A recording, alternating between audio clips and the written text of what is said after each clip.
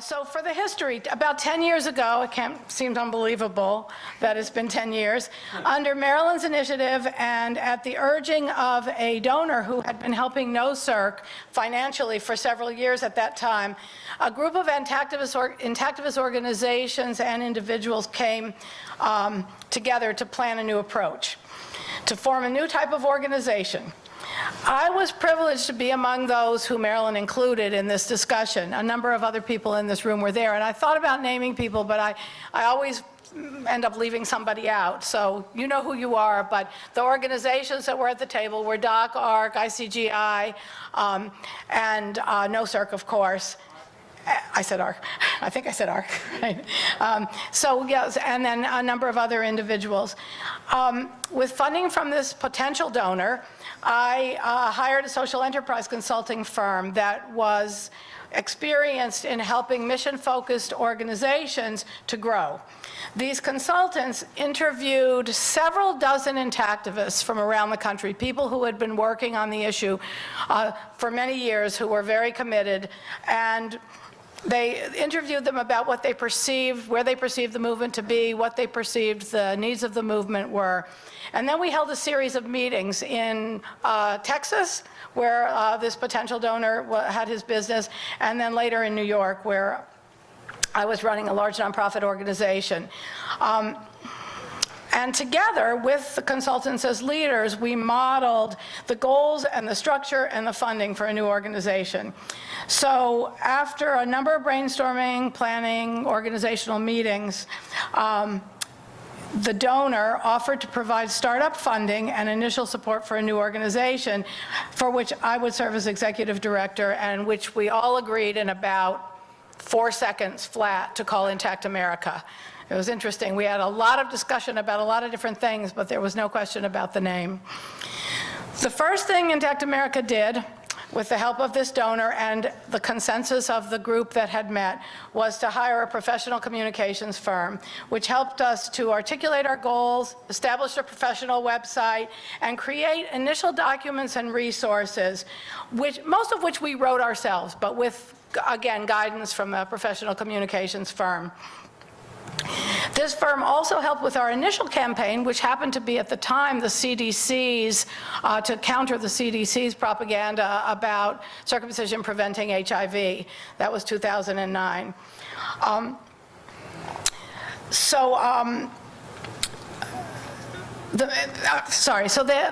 The firm that we worked with also helped us to solidify our mission statement, our mission, and it was to change the way America thinks about circumcision.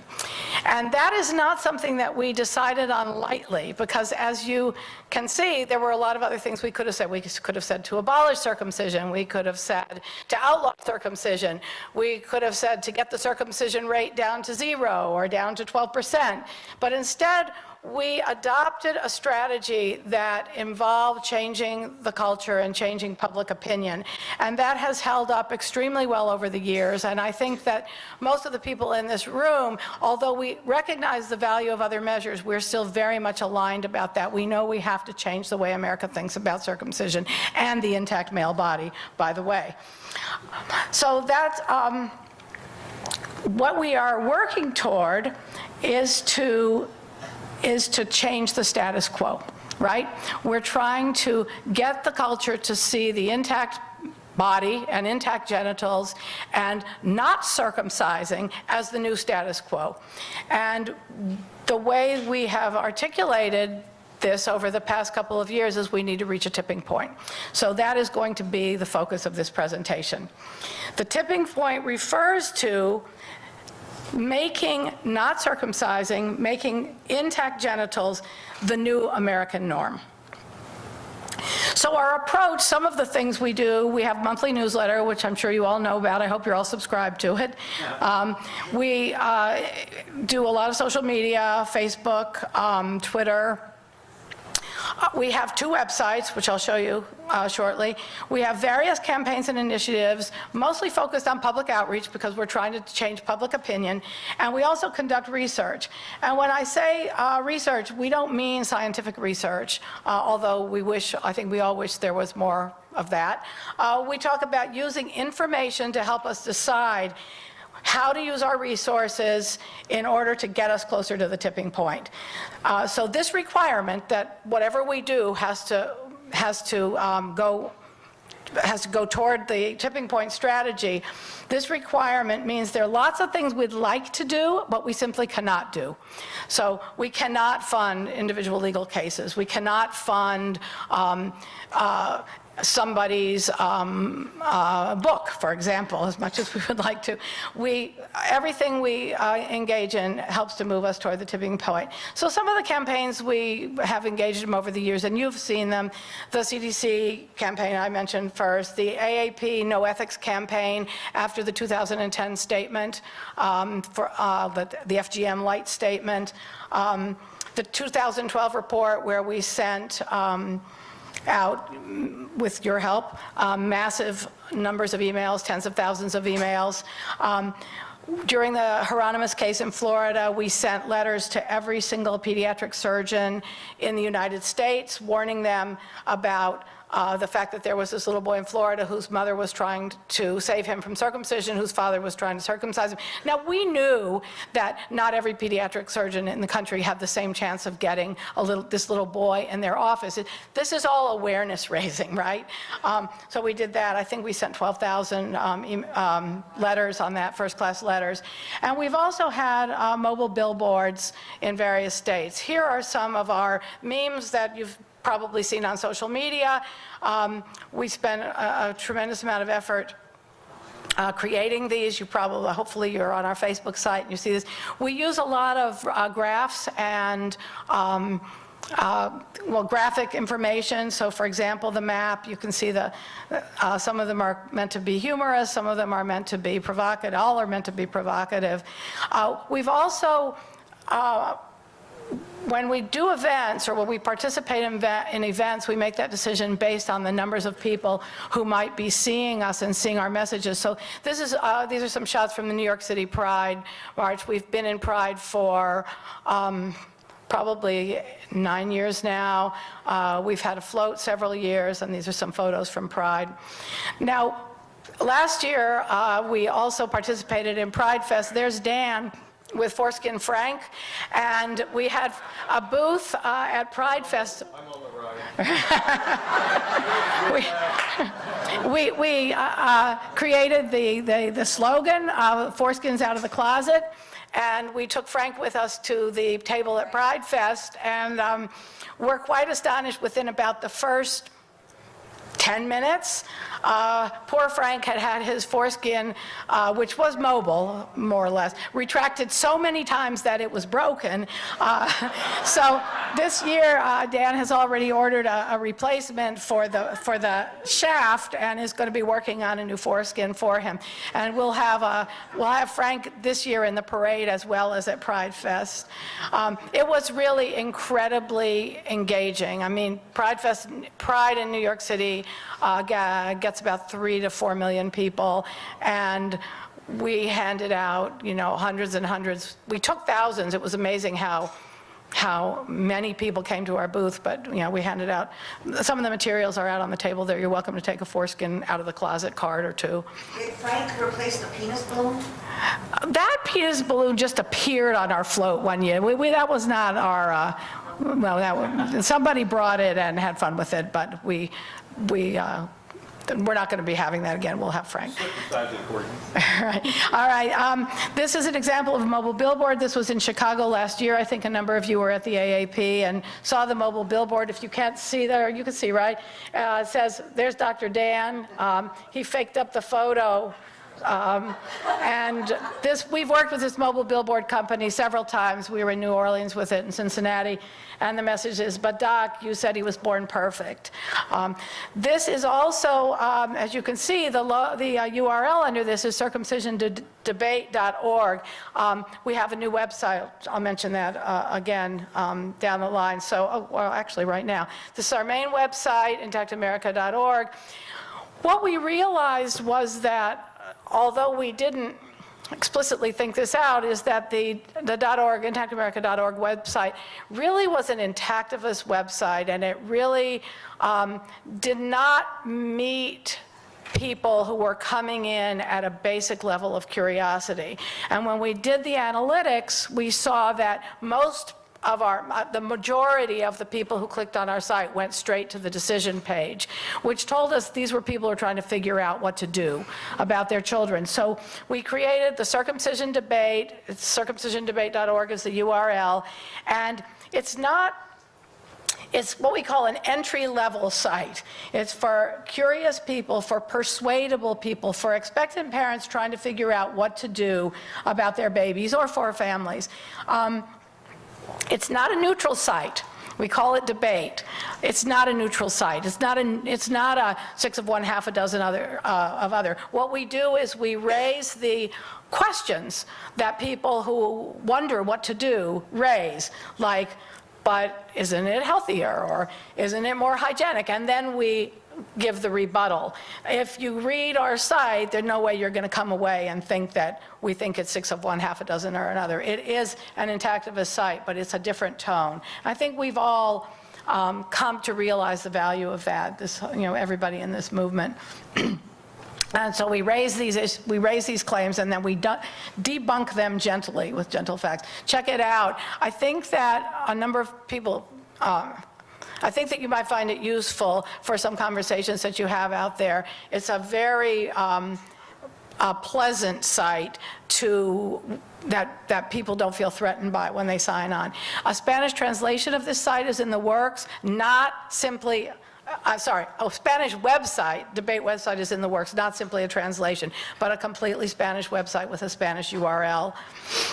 So, yeah, cool, right? This shouldn't be so hard, but it is hard. It's not that easy. Just because we know Spanish or we have people who can speak Spanish doesn't mean we can create a really, truly Spanish website for Spanish-speaking people that they'll feel comfortable with. You have to make a lot of decisions about language and vernacular. So who's Intact America? Who's in Intact America? The Intact America is a DBA, a doing business as, of the Hudson Center for Health Equity and Quality, which is a nonprofit organization I run in New York State. I'm the executive director of Intact America, which is a project of the Hudson Center. And we use the Hudson Center's 501c3 status. We are the only part of the Hudson Center that gets donations. So every donation that comes into the Hudson Center goes for Intact America. We have one full-time staff person, Stephen Patterson, who's home in New York working on the newsletter that's going out this week. He also manages our social media presence, and then together with me manages our correspondence. We have part-time staff, Shelton Walden over there in the corner, who's been filming and is in charge of our YouTube page. Also, Shelton helps us out with office functions. Sergio Serrato, a Uruguayan man who's translated the new website and helps us with some of our Spanish language needs. Marilyn is a clinical consultant to Intact America.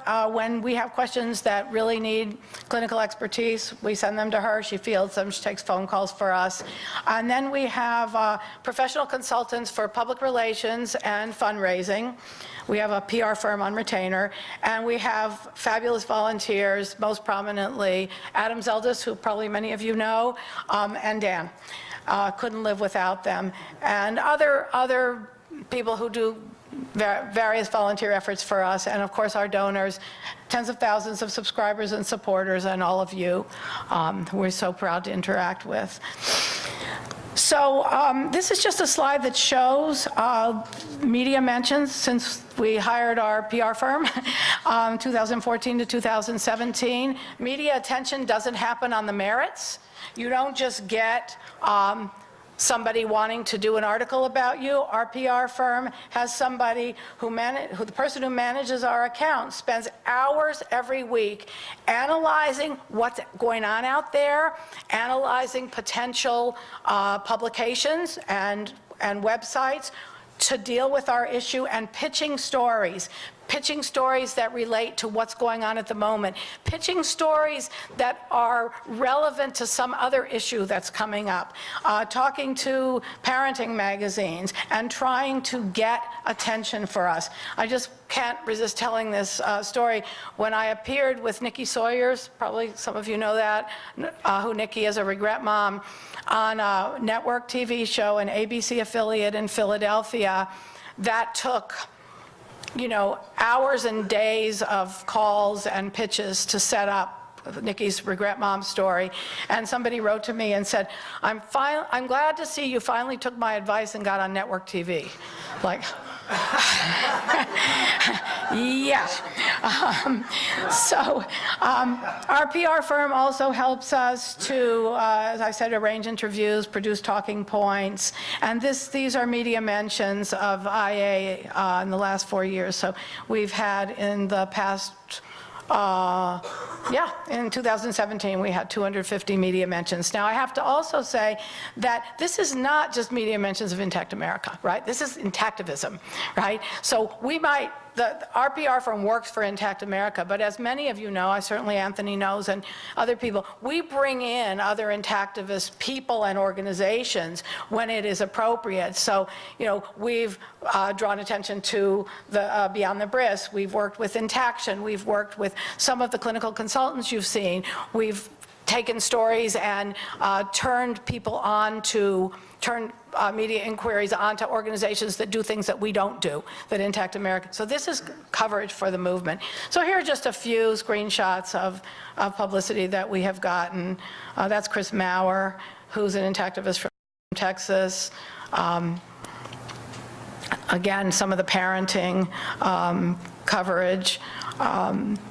This was an article about our new debate site.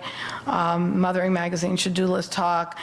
This was an article in Metro that covered Intact America. Another one from Minneapolis Star-Tribune. This was a piece that I wrote when the mom and doctor were arrested for cutting a little girl in Michigan. Gay coverage of gay issues. Talking to men. Here, this is Rolling Back America's Cultural Hatred of the Foreskin. That was in Broadly. Again, some of the kind of clinical issues. Why does my pee come out at an angle? OZY.com, we actually told OZY we thought they should cover the issue of intactivism. So they said, okay, we'll set up a survey, and if enough people respond to it, we'll do a piece. And so Intact America promoted the survey through a Facebook page. Many of you, I hope, participated. And so OZY wrote up. It wasn't a very long piece, but OZY gets millions and millions of views. So, if a few 100,000 people saw it, that was pretty cool. And we have a few other pieces in the work. These are some of the most prominent publications. Actually, just last Friday, we got a call from Cosmopolitan Magazine, wanted to talk with an Intact guy about his sex life, so we gave him a couple of leads. Luckily, I know a few Intact guys don't mind talking about their sex lives. You keep running around the office, right? Right. Okay, now I'm going to turn the presentation over to Dan, who's going to tell you about how we're using this tipping point strategy, again, to change the way America thinks about circumcision.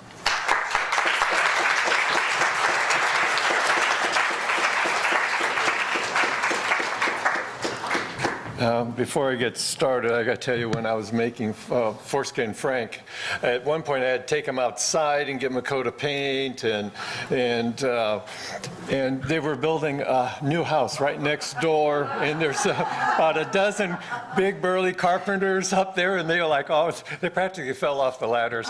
They were like staring and looking and taking pictures and making some rather strange gestures in the vicinity of their crotches, and anyway, they'd never had the guts to come over and say, "What the hell are you doing, buddy?" And it's like, no, we don't want no part of that.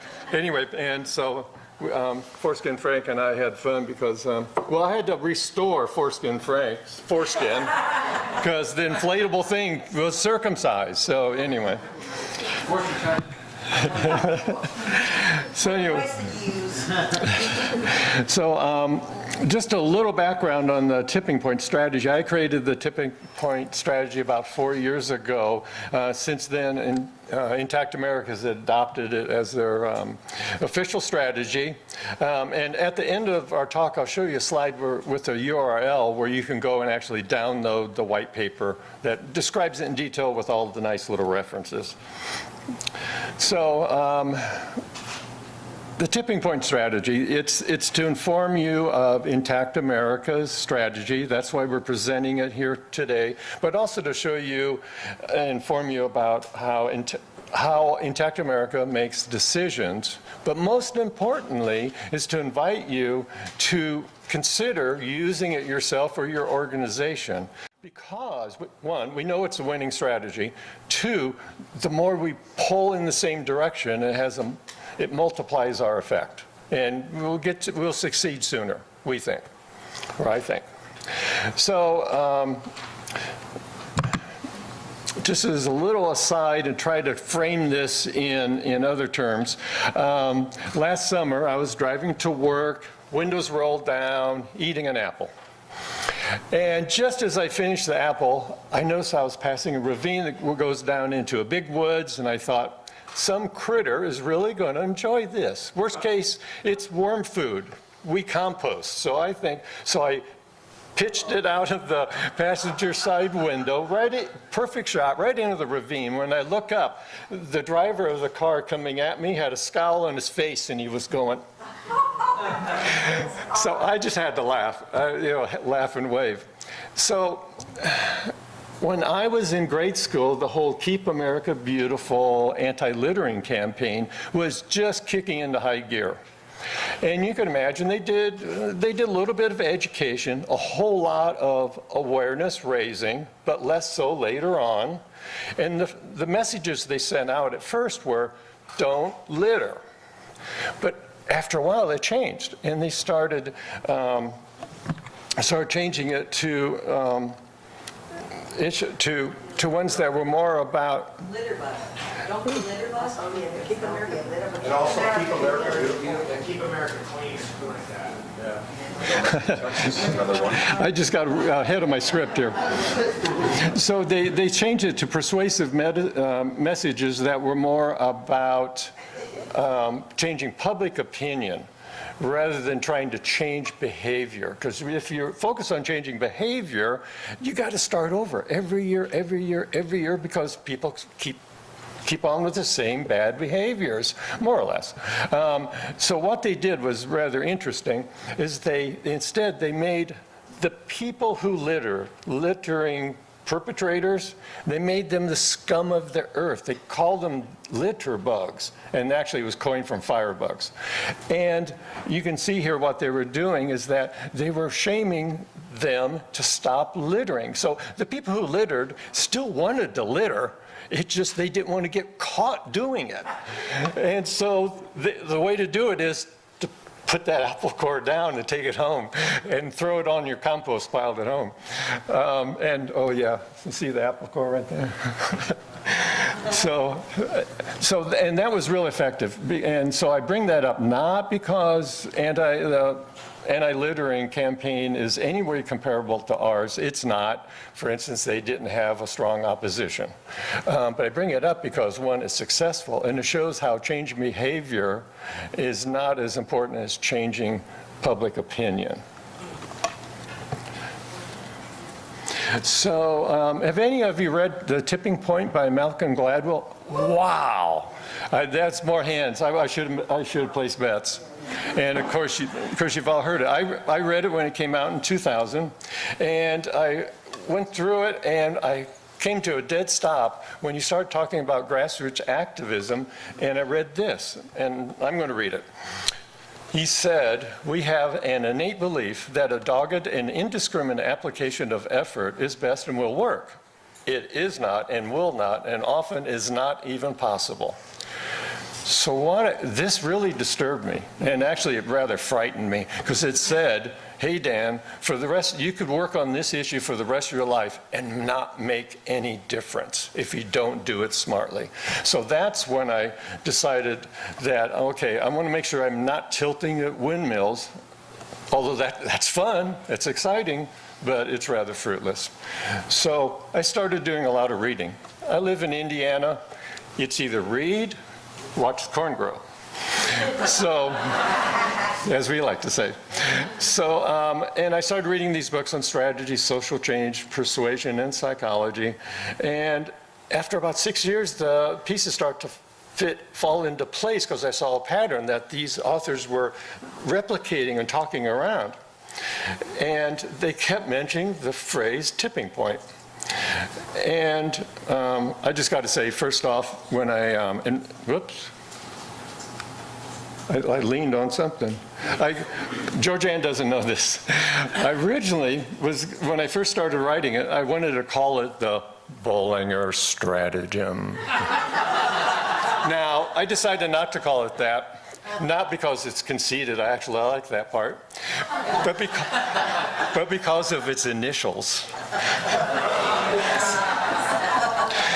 So we changed it. Besides, calling it a tipping point is a good way to be it's a constant reminder of what it is we're trying to accomplish. Yeah, can you read that fourth book from the bottom, the blue one again? It's called Blue Ocean Strategy. And it's very nice. And these are in the white paper.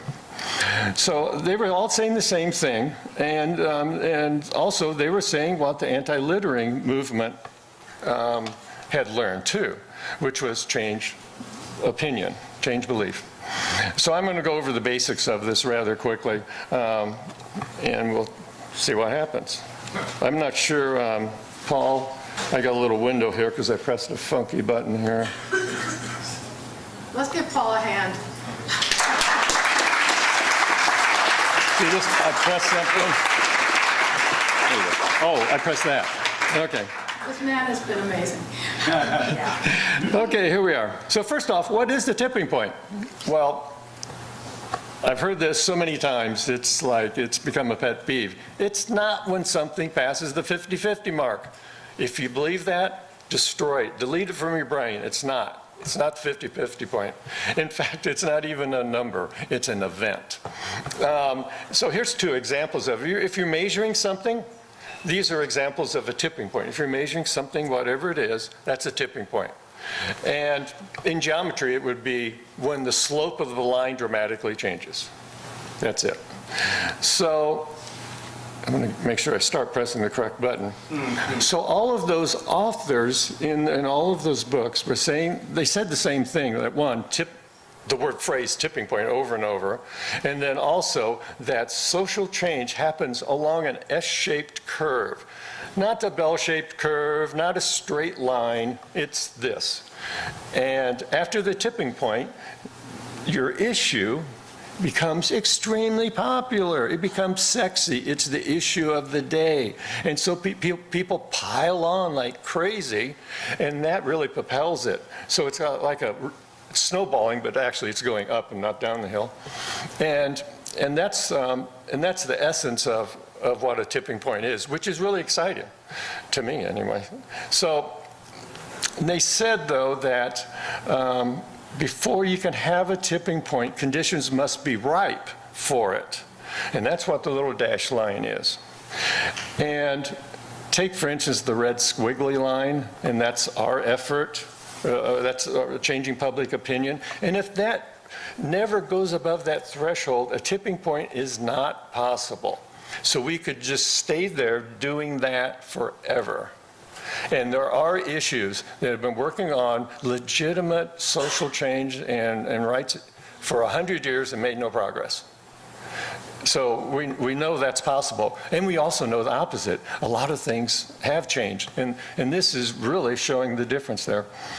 But during that process, even in with education and awareness raising, circumcision behavior, or the rate, could go down, probably will go down, but it could also go back up.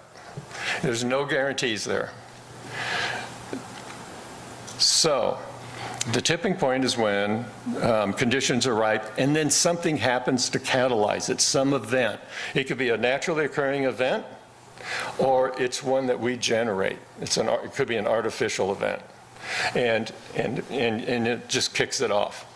So what those experts say is that what we need to achieve is when the public, 20 to 25% of the public, agrees with our movement's alternative, which is baby boys should remain intact.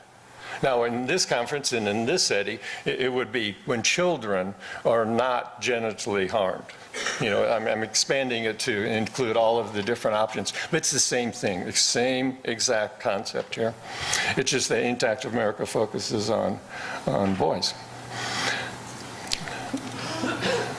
So, and then just an aside, for the anti-littering movement, the threshold for them was much lower, about 10%, according to people who have studied it. And that's because they didn't have an opposition. There was no real money in littering? There was no pro-littering organizations that I know of. I could be wrong about that, but I lived through it, so I don't think so. Waste management, I believe. Well, the ultimate goal is to achieve success, and it's, to me, the operational goal for activists is to get to a tipping point and then to make it happen. And then after that, it's going to take off, and the people who do it, who come along later, they probably won't even remember our names. I mean, they'll get all the credit. They're going to, yeah, and it's like, great, no problem. I have no problem with that. So Intact America in 2014 surveyed the American public and found that 10% agreed with the statement, baby boys should remain intact.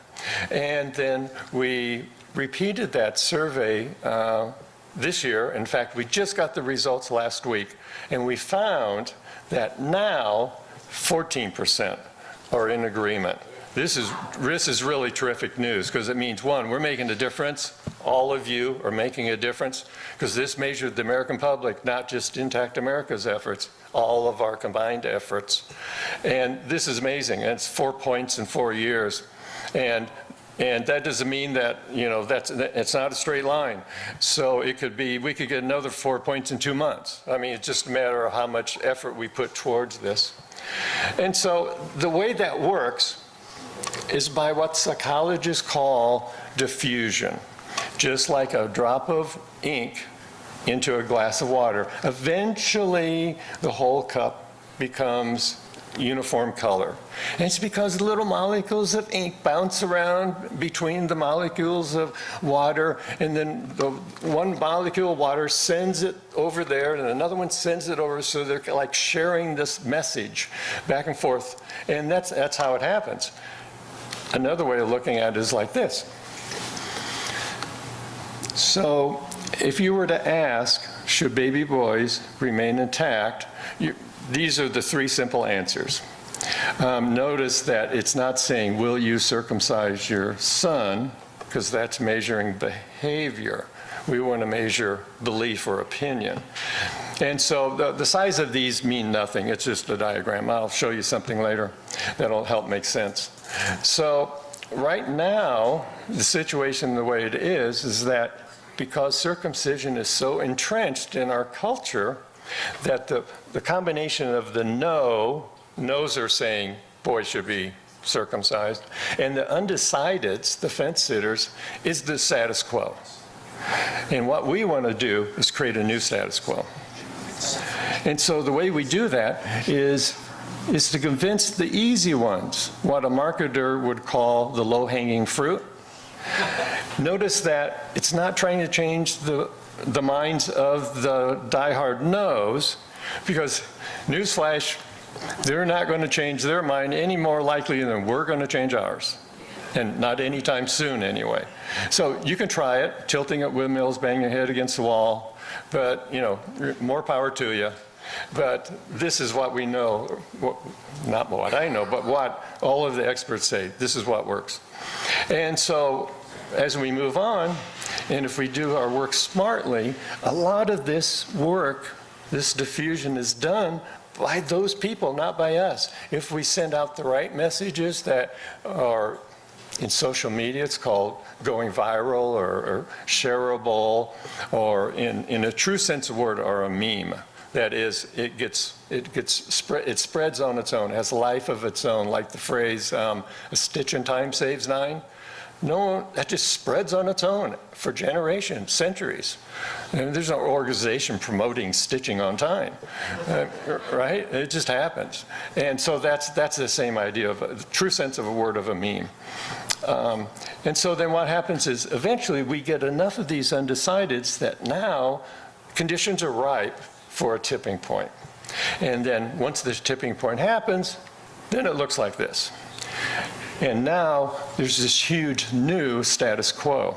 At this point, policy changes, maybe even legislation become a lot more easy to accomplish. And the no's, well, they've shut up, they've crawled under a rock, or now they're with us.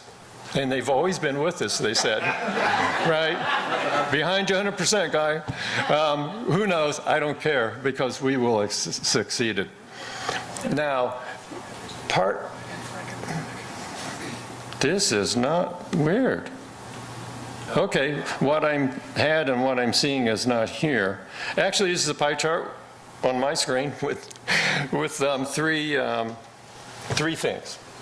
So the yeses, which I already told you, were 14%, and the no's, the line is about right here, and that's higher than any of us would have wanted to see. It's a little higher than I expected. I expect to be 30, 33 in my head, but it's not bad because almost half, are the undecideds, and there's more than enough of them to get us to that conditions are ripe 25% level. More than enough, so this should not dismay anybody.